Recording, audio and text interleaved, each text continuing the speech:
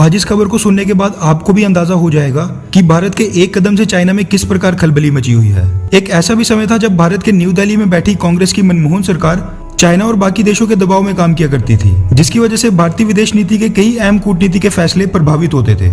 इसका सबसे बड़ा उदाहरण है साउथ ईस्ट एशिया में चाइना के दुश्मन पड़ोसी देशों को हथियार न बेच पाना और 2007 और 2012 में एंटी सैटेलाइट मिसाइल टेस्ट की टेक्नोलॉजी होते हुए भी इसकी टेस्टिंग न करने का फैसला करना। ये तो बस 2 उदाहरण हैं। ऐसे न जाने कितने कूटनीति के फैसले हैं जो भारत में नरेंद्र मोदी सरकार के आने के बाद बिना दूसरे देशों के दबाव में आकर लिए गए हैं, जिसका श्रेय मोदी सरकार को अवश्य मिलना चाहिए।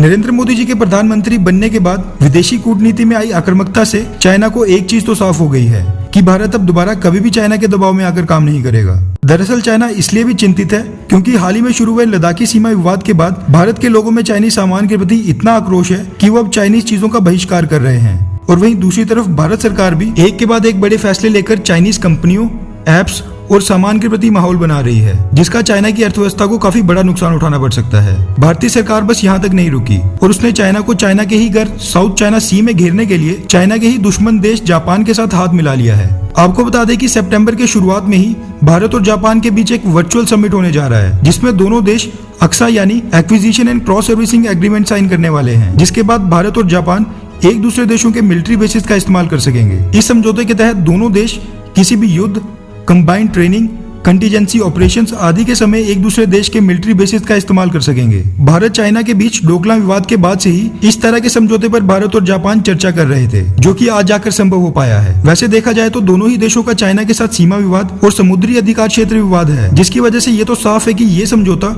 किसी भी समय चाइना को 2 तरफ से घेरने के लिए किया जा रहा है। इसी कड़ी में चाइना सरकार के मीडिया हाउस ग्लोबल टाइम्स में एक आर्टिकल छपा है। इस आर्टिकल में यह साफ लिखा गया है कि भारत और जापान का ये समझौता सीधे सीधे चाइना को निशाना बनाने के लिए किया जा रहा है और ये धमकी दी गई है कि भारत और जापान के इस कदम से एशिया पैसिफिक रीजन में तनाव की स्थिति पैदा होगी, जिसका सभी देशों को बड़ा खामियाजा भुगतना पड़ सकता है। वैसे इस समझौते से एक चीज तो साफ होती है कि तनाव की स्थिति तो जरूर पैदा होगी, लेकिन बाकी देशों नहीं बल्कि चाइना के लिए होगी। और आने वाले समय में चाइना को और भी बड़े झटके लगने वाले हैं, क्योंकि ये वो 2014 से पहले वाली मनमोहन सरकार नहीं है जो इतने बड़े मुंबई हमले के बाद भी चुप रही थी, बल्कि नरेंद्र मोदी सरकार है जिसने पुलवामा हमले के बाद पाकिस्तान पर सर्जिकल स्ट्राइक कर दी थी। और ऐसा ही कुछ गलवान घाटी का बदला लेने के लिए भी किया जाएगा। वैसे आपने 2019 लोकसभा चुनाव में किसको वोट दिया था, कांग्रेस पार्टी को या फिर बीजेपी की नरेंद्र मोदी सरकार को? नीचे कमेंट करके जरूर बताएं। अच्छा सुनो, चैनल को सब्सक्राइब करो, उसके बाद घंटी बजा देना ताकि अगली वीडियो आपसे मिस ना हो पाए। Thank you.